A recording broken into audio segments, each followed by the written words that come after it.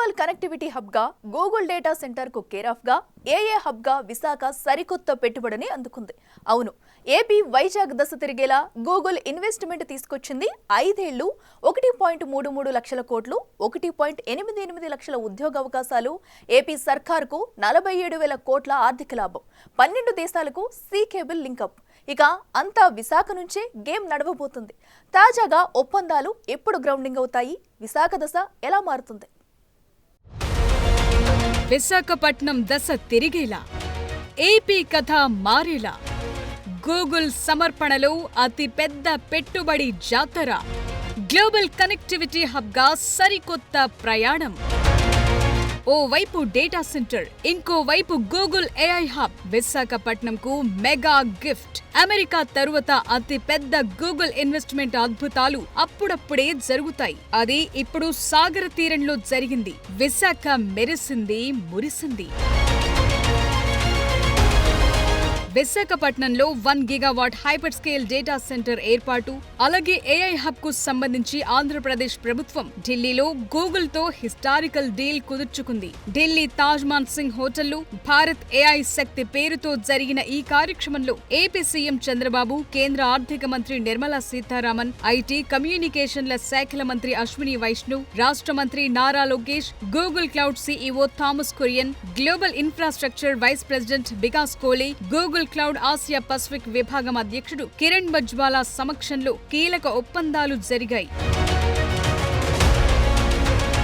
వైజాగ్ ను ఏఐ సిటీగా మార్చేందుకు పునాది వేసే ఈ ప్రాజెక్టు ద్వారా గూగుల్ సుమారు 15 బిలియన్ అమెరికన్ డాలర్ల పెట్టుబడి పెట్టనుంది. ఆసియాలో ఆ సంస్థ ఏర్పాటు చేస్తున్న అతి పెద్ద ప్రాజెక్టు కూడా ఇదే కాబోతోంది. ఈ ప్రాజెక్టు ద్వారా 2028-2032 మధ్య ఏపీ స్థూల ఉత్పత్తికి ఏటా 10,518 కోట్లు సమకూరుతుందని, 1,88,220 ఉద్యోగాల కల్పనకు అవకాశం ఏర్పడుతుందని అంచనా.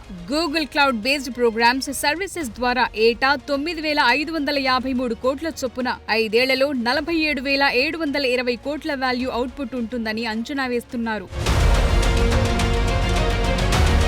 గతంలో హైదరాబాద్ లో హైటెక్ సిటీని అభివృద్ధి చేశామని, ప్రస్తుతం విశాఖను ఐటీ హబ్ గా తీర్చబోతున్నట్లు చెప్పారు సీఎం చంద్రబాబు నాయుడు. టెక్నాలజీలో కొత్త ఆవిష్కరణలు వస్తున్నాయని, digital connectivity, data centre, AI, real time data కలెక్షన్లు ముఖ్యమైనవన్నారు. టెక్నాలజీని అందిపుచ్చుకోవటంలో ఏపీ ముందుంటుందని, 2047 నాటికి వికసిత్ భారత్ మనందరికీ లక్ష్యమన్నారు. హార్డ్ వర్క్ కాదు, స్మార్ట్ వర్క్ నినాదం తీసుకొచ్చామని సీఎం గుర్తు చేశారు.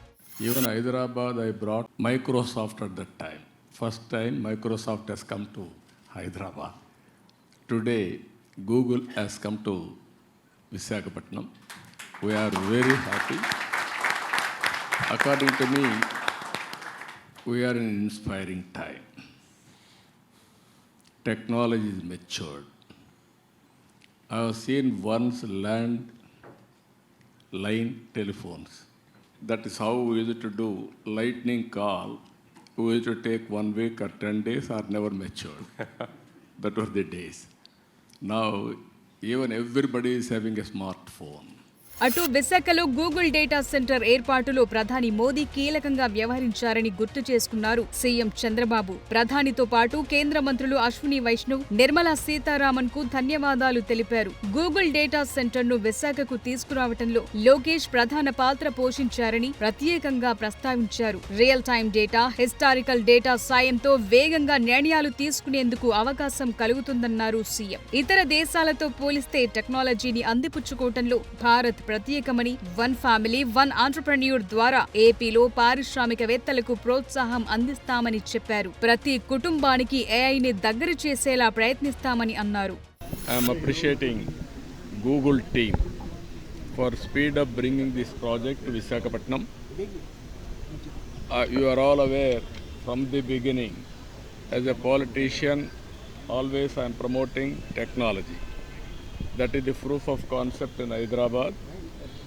Now it is next level of development. We started high-tech city and promoting IT. Now artificial intelligence and also data center and also quantum computing. For all these things, driving force is the Honorable Prime Minister.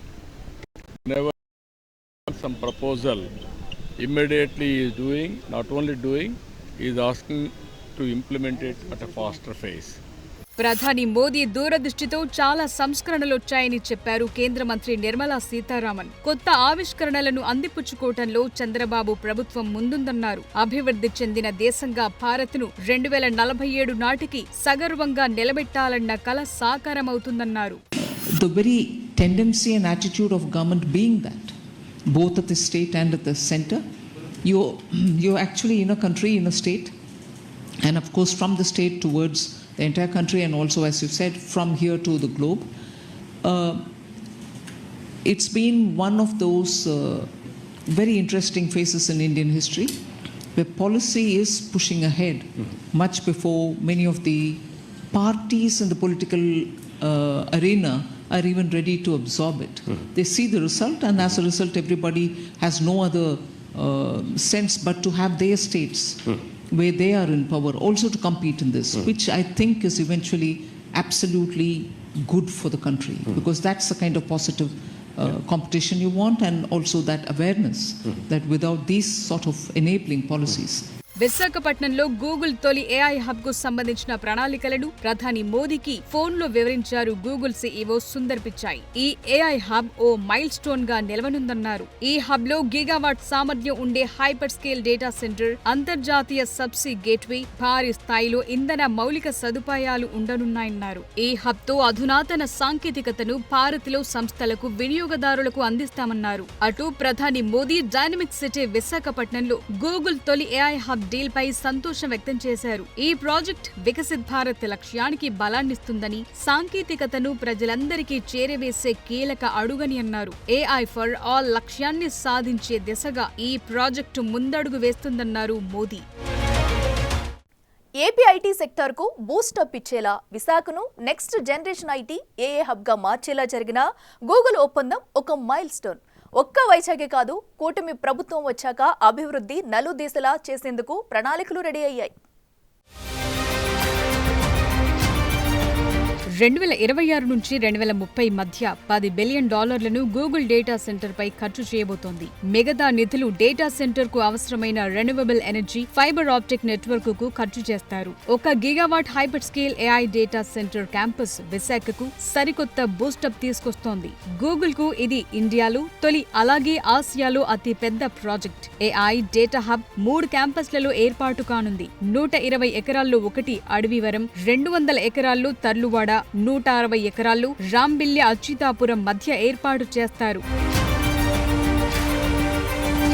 విశాఖలో Google ఏర్పాటు చేసే campus AI infrastructure, data centre, renewable energy, fibre optic network, subsea cables తో కూడిన integrated hub. ఇది AI, cloud, data analytics కు global hub గా మారుతుంది. 2028 July నాటికి ప్రాజెక్టు పూర్తి చేసే లక్ష్యం పెట్టుకున్నారు. 2028-32 మధ్య ఆపరేట్ అవుతాయి. ఈ ఏడాది Q4 నాటికి సబ్సీ కేబుల్స్ వర్క్ చేయటం ప్రారంభిస్తాయి. ఈ మెగా గూగుల్ ప్రాజెక్టుతో ఏపీ జీఎస్డీపీకి ఏటా 10,518 కోట్లొస్తాయి. పైగా ఇది డిజిటల్ ఇండియా ఏఐ మిషన్ కు సపోర్టివ్ గా ఉండబోతోంది. కీలకమైన ఈ డీల్ ను ఏపీ కేబినెట్ అక్టోబర్ 8న ఆమోదించింది. తాజాగా ఢిల్లీలో గూగుల్ ప్రభుత్వం మధ్య MOU సైన్ చేశారు.